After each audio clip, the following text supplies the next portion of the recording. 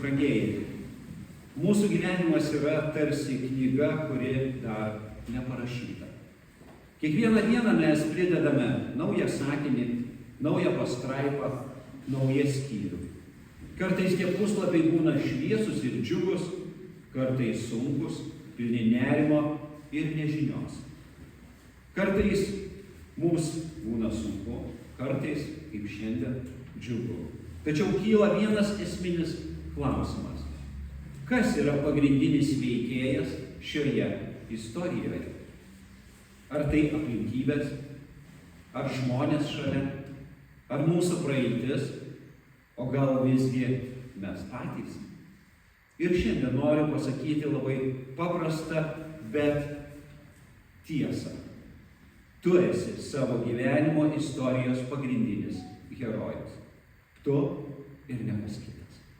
Ne todėl, kad esi stiprus, ne todėl, kad esi tobulas, bet todėl, kad Dievo akyse tu esi žmogus vertas išganymo, vertas meilės, vertas istorijos, kurią gali pakeisti Kristus. Kai girdime žodį herojus, dažnai įsivaizduojame žmogų, kuris viską gali, visada viską žino, niekada neabejoja ir niekada neklysta.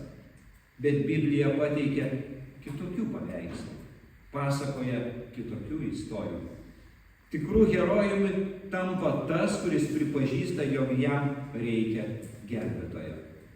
Ši tiesa atsiskleidžia labai aiškiai dviejose garsių žmonių istorijose – muitininko Zachiejaus ir apaštalo Pauliaus. Abu buvo labai skirtingi, bet abu sutiko tą patį Jėzų. Ir tas susitikimas pakeitė jų gyvenimus. Prie jų istorijos šiandien pridėsime ir trečią istoriją, kurią jūs girdėjote iš Evangelijos pagal Matą, kur Jono Krikštytojas siunčia mokinius paklausti Jėzų, ar tu tas, kuris turi ateiti? Šie trys pasakojimai padės mums suprasti, koks yra tikrasis kelias į heroizmą, kam iš tikrųjų turėtume atiduoti savo gyvenimo istorijos autorystę ir kaip Dievas perkeičia žmogų, kuris atsiliepia į jo kvietimą. Luko 19 skyriuje sutinkame muitininką Zachiejų. Žmogų, kuris buvo turtingas, bet labai vienišas. Jis buvo paniekintas tautiečių, nes dirbo okupantams, rinko mokesčius ir nesąžiningai praturtėjo. Nors išoriškai atrodė sėkmingas, bet viduje jautėsi vienišas ir tuščias. Zachiejus norėjo išvysti Jėzų. Dėl žemo ūgio negalėjo prasibrauti pro minią, todėl įlipo į šiltnamį. Tas vaizdas, suaugęs vyras medyje, šiek tiek skamba groteskiškai ir juokingai. Bet tai yra troškimo pamatyti Dievo simbolis. Būna ir mes viduje lipame į medį, ieškome prasmės, ramybės, atsakymų. Mums atrodo, kad Dievas turi svarbesnių reikalų, bet Dievui nėra svarbesnių reikalų nei mūsų reikalai. Dievas eina pirmas ir ieško tavęs. Jei mes klausysime, išgirsime savo vardą, taip kaip išgirdo Zachiejus. Tai viena gražiausių vietų visoje Evangelijoje, jeigu mes į ją tik pažvelgsime giliau. Atėjęs į tą vietą ir pažvelgęs aukštyn, Jėzus tarė: Zachiejau, greit lipk žemyn, man reikia šiandien apsilankyti tavo namuose. Kristus žino jo vardą, žino jo praeitį, žino ir jo nuodėmes. Ir vis tiek nori eiti į jo namus. Kristus ateina ne dėl to, kad mes būtume geri, bet todėl, kad jis yra geras.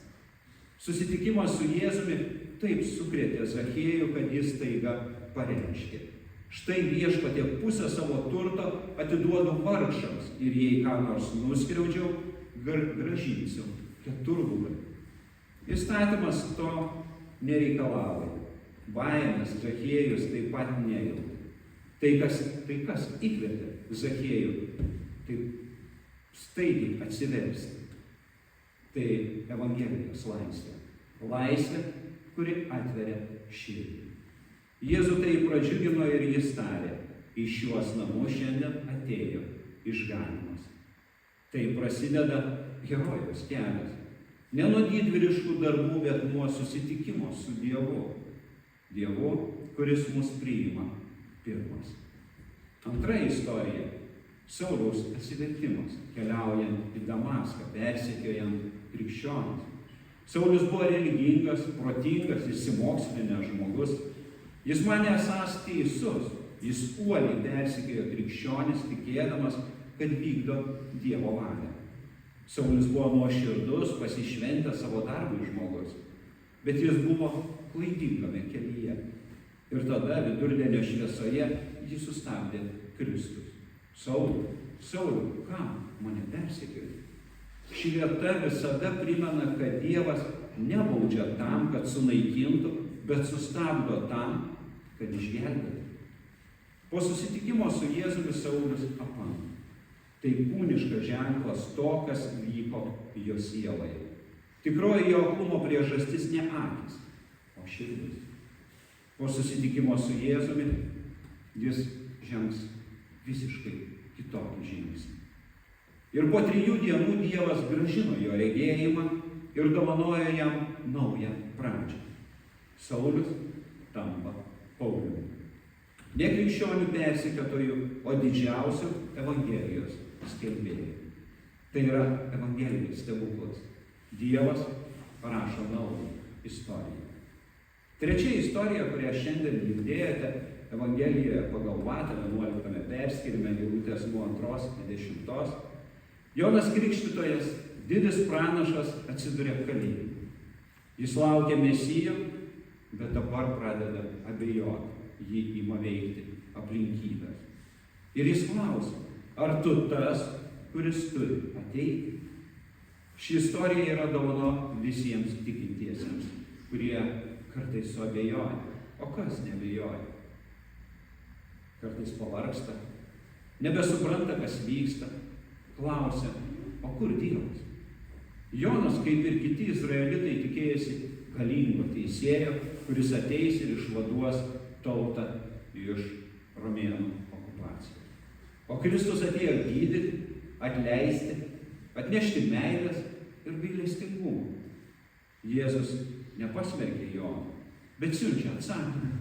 Aklieji regi, lošieji vaikšto, raupsuotieji išgydomi, vargšams skelbiama Evangelija. Jis tarsi sako, pažiūrėk mano darbus, aš tikrai tas, kurio laukiate. Ir dar visiems abejojantiems priduria, palaimintas, kas nepasipiktins manimi. Net abejojantis žmogus gali būti Dievo istorijos herojus. 3 skirtingos istorijos – Zachiejaus, Pauliaus ir Jono – turi vieną bendrą žinutę. Dievas mato tavo istoriją, net jei tu pats jos nesupranti. Dievas žino tavo vardą. Dievas gali sustabdyti, pakviesti, perkeisti. Dievas tikisi vieno, kad tu atsiliepsi. Tu esi savo gyvenimo pagrindinis herojus, ne todėl, kad esi stiprus, bet todėl, kad esi Dievo pašauktas. Ką daryti, jei turi Zachiejaus širdį? Jei jauti kaltę, nuovargį, pasimetimą, Jėzus ir šiandien pažvelgia į tave ir sako, nori apsistoti tavo namuose. Kristus nebijo tavo praeities, nebijo klaidų, nebijo tavo nuodėmių, jis nesusiteps. Ką daryti, jei kaip Saulius esi įsitikinęs savo teisumu, bet jauti, kad ramybės neturi? Jeigu esi įsitikinęs savimi, bet viduje klajoji, Kristus gali atverti akis ir duoti naują tikslą. Ir tai nebūtinai bus visą pasaulį keičiantis tikslas. Kartais tai tokia dovana, kuri gali padaryti laimingus šalia esančius žmonės. O ką daryti, jei jauti Jono abejonės? Jeigu meldiesi, bet negirdi atsako. Jeigu tiki, bet kartais svyruoji, atsimink. Net didžiausi Dievo žmonės abejoja. Tai nėra gėda, tai žmogaus galia. Jėzus tave supranta ir jis sako, palaimintas, kas nepasipiktins manimi, palaimintas, kuris tiki, net kai nemato. Tikrasis heroizmas nėra susikurti tobulą gyvenimą, nėra paslėpti savo silpnybės, nėra įrodyti pasauliui, kad esi geresnis už kitus. Tikrasis heroizmas tai leisti Kristui įeiti į tavo istoriją, leisti jam būti autoriumi, leisti jam ištaisyti tavo klaidas, leisti jam gydyti ten, kur skauda, leisti jam kurti ten, kur tu matai tik griuvėsius. Evangelija yra žinia, kad Dievas per savo meilę iš nuodėmingų žmonių kūrė naujus kūrinius, kad iš pasimetusių žmonių galėtų sukurti šviesą kitiems, kad iš nusivylusių žmonių galėtų sukurti vilties liudytojus. Ir todėl tu esi savo gyvenimo istorijos pagrindinis herojus, nes tu esi tas, kuris atsiliepia į Kristaus kvietimą. Mylimieji, mūsų gyvenimo istorija dar anaiptol nepasibaigė. Gal tu jauti, kad esi kaip Zachiejus, ieškantis, lipantis iš šilkmedį, tikintis, kad Dievas galbūt pažvelgs į tave. Gal tu jauti, kad esi kaip Paulius, bėgantis iš visų jėgų, bet gal ne ta kryptimi. Gal tu jauti, kad esi kaip Jonas, kalėjime savo abejonių ir klausimų. Kristus neatstumė nė vieno iš jų. Ir į tave jis kreipiasi šiandien. Jis nori apsistoti tavo namuose. Jis nori paliesti tavo akis. Jis nori duoti tavo ženklų, kurie sustiprintų tavo tikėjimą. Jis nori būti tavo istorijos viešpačiu. Todėl šiandien užduodu tau vieną klausimą. Ta, kuris gali pakeisti tavo gyvenimo knygos puslapius. Ar išdrįsi atverti savo istoriją Kristui? Nes tik tada tu tampi tikrų herojų. Tik tada prasideda naujas skyrius. Tik tada Evangelija tampa ne pasakojimu, o gyvų stebuklų tavo gyvenime. Amen.